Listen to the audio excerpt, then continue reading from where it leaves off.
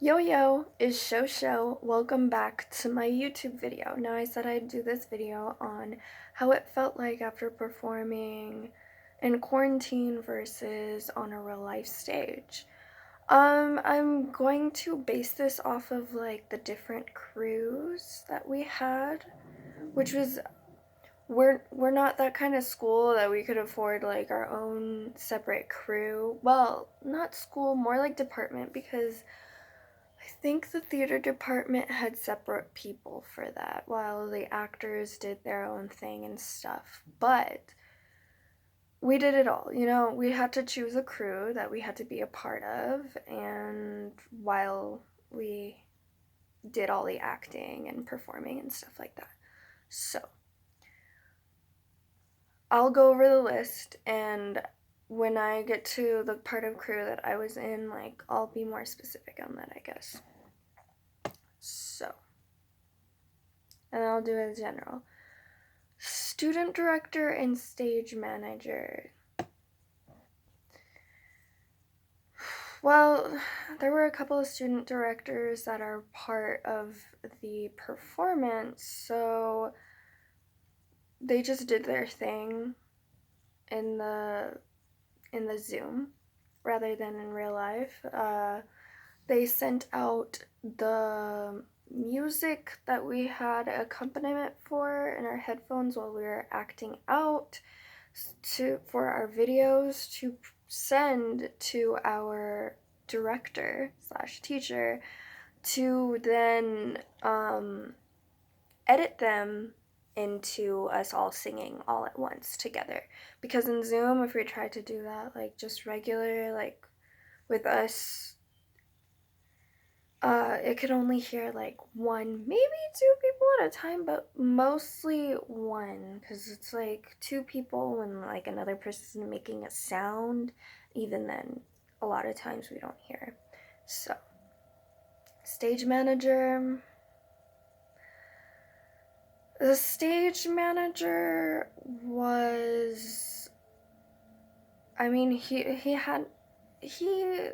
didn't have to do anything, honestly, after everything that went down. Stage manager is a very important role. All these roles are very important, or else the show would not be put together. I don't know. Not that I know of, but this stage manager, he didn't have much to work with after, like, our director had this whole idea in our head how our performance was going to be online, and she didn't really need the stage manager for that, so I think he's just been chilling, because, yeah, I mean, that's still an important role, and yeah, he's very, the one that we have is very good at his job, so yeah, he didn't really have to do much. Maybe just watch the show after everything was like edited and everything, which is nice. We had a little Q&A thing, which is something you don't do after a performance. People clap, they congratulate the singers, performers, and then they leave, but we had a Q&A, so we had more insight on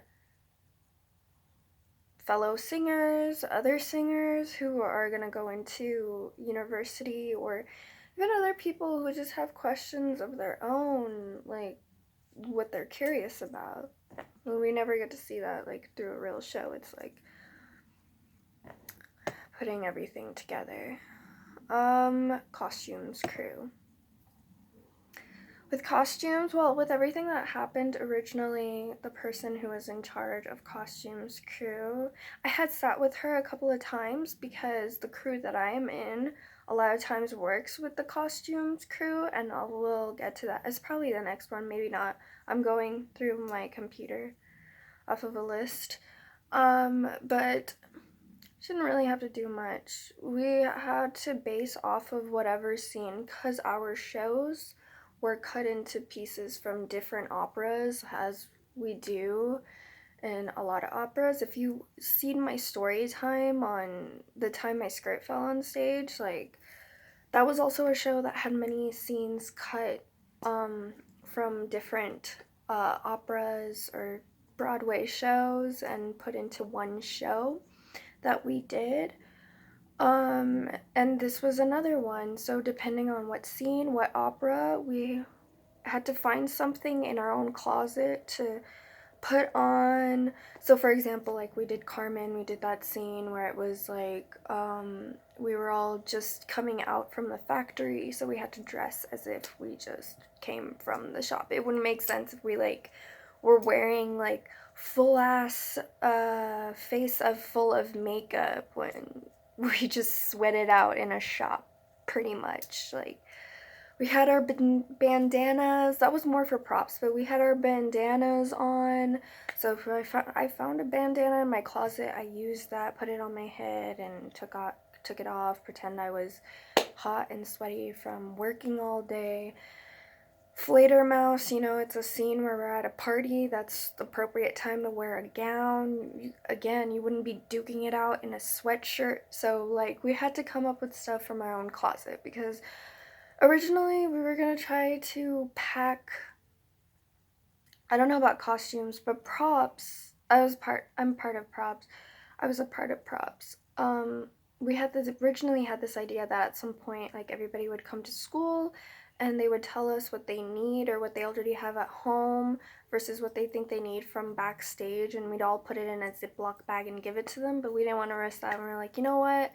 We'll just, if you don't have what you need, that's fine. We'll work with whatever we got. Point is that we're not going to stop this performance. Okay, so yeah. Makeup crew is next. Makeup. People have to do their own makeup. That's pretty self-explanatory. We're all stuck here. No one's going anywhere, I think the makeup shops are closed. Like, I'm sure they are. There's no way anything's open right now. Well, a few restaurants have opened up, the malls and stuff, but everybody had to do their makeup, which is fine. It's not that difficult. It doesn't even have to be anything too glamorous. Even for the Fledermaus scene, if you could just, as long as it's appropriate for the excuse me, publicity crew. So let's see, works with, I think this is the one where yes, I'm right, works with the director and production team, designs, make copies, distributes, posts, blah blah blah. Yeah, so that's different. Like, there's a list where it's like you make copies of posters and you post them everywhere, and you go on social media as well. In this case, it all had to be social media based. People had to make videos on their separate stories and whatnot, to inform the people of our virtual performance. So that's also pretty much self-explanatory. Everything ended up having, no one was gonna risk like printing out posters and putting them on doors, building doors or whatever. No one has time for that. No one can do that. I mean, they'd want to if you wanted to. I mean, no one's stopping you, but there's no point. No one's gonna see. And even if they do, like, they're gonna like, what the heck? Like, it is what it is. But even then, to go more into that, if we really wanted to spread it out more, because we didn't want to just reach out to the people on our social medias, I think there was, I forgot what it was, but it was a news station that was interviewing our director about more about our show and advertising it. So that helps too. So people outside who don't follow people in that are doing the show can hear about it and go to the page to watch the live stream and interact. It was really amazing. Scenic painter. There's not much painting, I can tell you that. And the scene we had to use was basically our bedrooms or, yeah, our living rooms. It's fine. Most importantly is our expression and stuff. But if we were on stage, that stuff would usually take a while. Everybody for would like to pitch in to help it faster. There's this shop below our school for painting and sculpting and all that stuff. We don't, our stage isn't big enough to have a full scenic things. That's why most of the times we rely on props and sets to tell the story, to give people an idea where we're at. So we usually just, if we have blocks that we need to repaint, we'll do that. I think carpenter is like something different, but like of the same thing. Light board operator, light crew, soundboard. I mean, we just have to make sure our video and audio is really good to send to the director to then. They didn't have to do anything, sound crew. Make sure that Zoom isn't fucking up, I guess, but that was all our director having to work with her Zoom, because she had to mix Zoom and Facebook together. It was a little difficult because there was audio and video difficulties, but we figured it out on time during opening show. Property master. I'm gonna skip that because now we're kind of going into crews. Backstage crew, I mean, every crew is safety. Oh, just kidding. Safety of the backstage. Well, again, we are told, or by people who would usually be in charge of that through our chat, to make sure to be quiet, and make sure to unmute our mics when we're talking our scripts and introducing the next scene. So basically, we would just sit there and Zoom to not only watch and interact with the audience, but also we had these little lines that we would introduce the next scene, so we would be there to just do that and then watch with everybody else, which is a new experience because usually you can't do that until after the show is finished. And if you've been live streamed, you watch the live stream after the show is done. But we do it during because, well, technology, man. Flymaster, house manager, usher. No ushers, People here, where's this show at? What page? They go on the page at this specific time. Okay, so props is not on here, but props. Sets isn't on here either, but I already talked a little bit about sets, but props, it's the same thing with costumes. We didn't have to do much. People had to end up using stuff from their houses. Originally, for example, there's a scene with a maid singing about how she wants to be in love, and we had a bucket full of cleaning supplies from our props shop and for them to use, and then when they were done, we were going to put it back in the prop shop, put everything in its place, clean. But they ended up having to just use their cleaning supplies at home, which is fine. They did a great job. That's just one example, yeah. So we just had to work with whatever we got. So yeah, it was a lot different.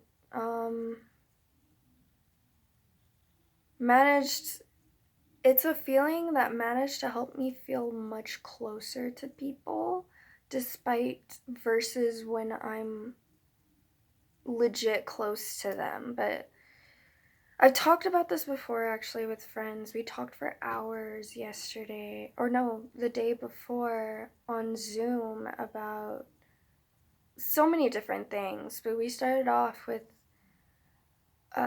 how we were taking this whole epidemic, and I just felt like I suddenly realized how much we've taken for granted, even though it's kind of funny because at the same time I was always really happy being around my friends, around my colleagues, So it's not really much that I would say I took for granted, but it's definitely something I didn't, but at the same time, it's definitely something that I didn't realize it would actually have to come to this where I'm actually separated from them. Like, I can't go anywhere, but I can't be around them. But because our director decided, like, no, we're not having us, we're not gonna just stop our performance because of this. We're not gonna let this. Yeah, so, and I'm really happy that we went through it. In the beginning, I wasn't really sure, to be honest, how it was gonna go. But then we started getting into it, and I started appreciating more um, how everything was originally when we were physically on stage interacting with our other colleagues and so on. And it's a close bond with those people when they love what they're doing and you love the same thing that you're doing with them. It's that special connection, and not having to see, like, you still see those people but through a screen and like through a little box like this. But yeah, it's crazy. But it's even more amazing that strangers, I don't want to call it that, but people online are talking about um, interacting with us during the show and saying, oh my god, scene was amazing. So we've been having contact with other people and not just with our coworkers and just pre-recording and just, here it is. We actually have like a Q&A and everything, and I'm actually glad we ended up doing this. Plus, I actually ended up not losing my sanity because I had something to do. So, those are my thoughts. And I hope you guys have a great night or day wherever you're coming from, and hope everyone's well and safe, and we can push through this. So, I will see you guys next time. Bye!